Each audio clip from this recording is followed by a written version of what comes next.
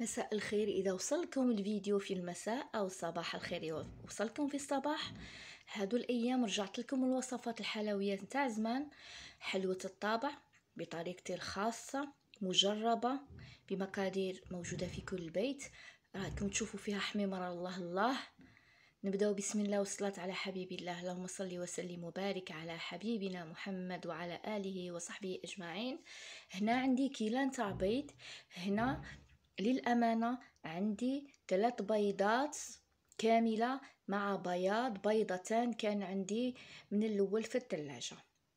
جاتني كيلة بيض، انتوما ديروا كيلة بيض أي كيلة اللي عندكم. هنا عندي كيلة سكر ناقصة إلا أسبوع. راح نحطوا المقادير هذه على بعض، من بعد نخفقوها بالباطور أو بالخفاقة الكهربائية.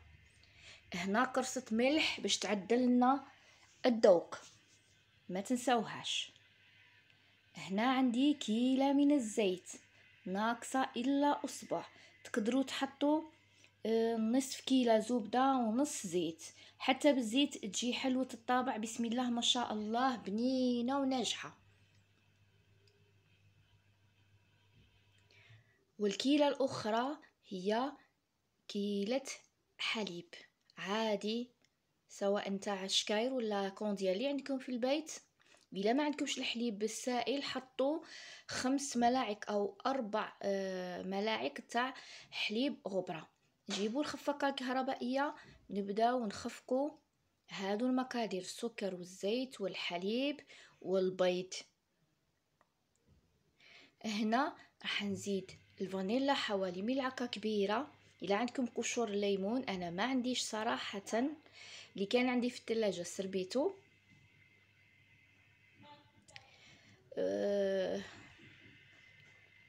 جربوا هذه الوصفة والله العظيم لقهوة الصباح أو المساء أو لضيوف الغفلة، بنينة بزاف وناجحة 100% بطريقة أختكم الوردة البيضاء. وعلى فكرة نرحب بكل المشتركين الجدد يدخلوا قناتي، شكرا لكم ومرحبا بكم، إن شاء الله تستفادوا من محتواي البسيط. هنا نوليو للوصفة. هنا راح نزيد كيسين من الخميرة الكيميائية نوارة، كل أظن كل كيس فيه 10 غرام. لازم تكون حلوة الطابع طالعة نوعا ما. دوك نبداو نشفوا هذه العجينة بالفارينة. أنا هنا عندي دات لي 4 كيلات ونصف نتاع الطحين الأبيض متعدد الاستعمالات. نغربلو الفارينة باش تجينا الحلوة خفيفة وبنينة وهشيشة. هنا انا حنكمل العجينه، حنكمل الفارينه، نحط حتى نتحصل على عجينه متماسكه بالصح، ماشي جاريه وماشي يعني تكون متماسكه كيما حلوه الطابع، كيما راكم ديروا حلوه الطابع نتاع زمان.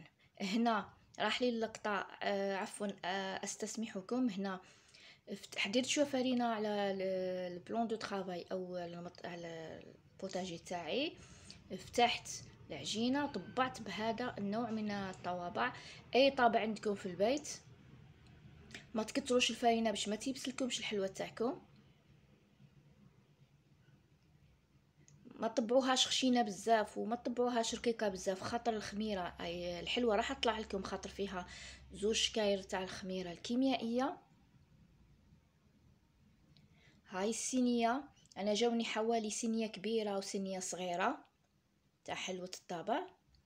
هنا عندي بيضه كامله للكميه اللي كانت عندي، راح نحط لها ملعقه تاع القهوه العاديه، وراح نزيد لها شويه فانيلا باش تعطينا الذوق مليح. ونخفقوا نخلطوا البيضه مع القهوه ولا فاني، ونحطوا نديروا بفرشة خاصة تاع الحلويات فوق الحلوى تاعنا.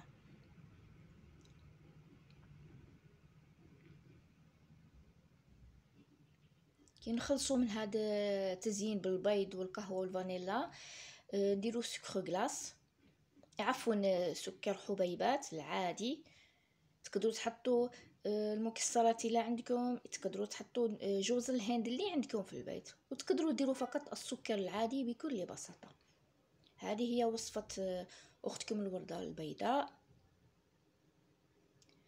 وصفة خفيفة ظريفة، وصفة حلوة الطابع تاع زمان اللي تربينا بها. طابت لي ما شاء الله حمرة، انا نحب الحلوه ديالي حمرة نوعا ما. دوك نوري لكم الحبات الحلوه كيفاش جاوني.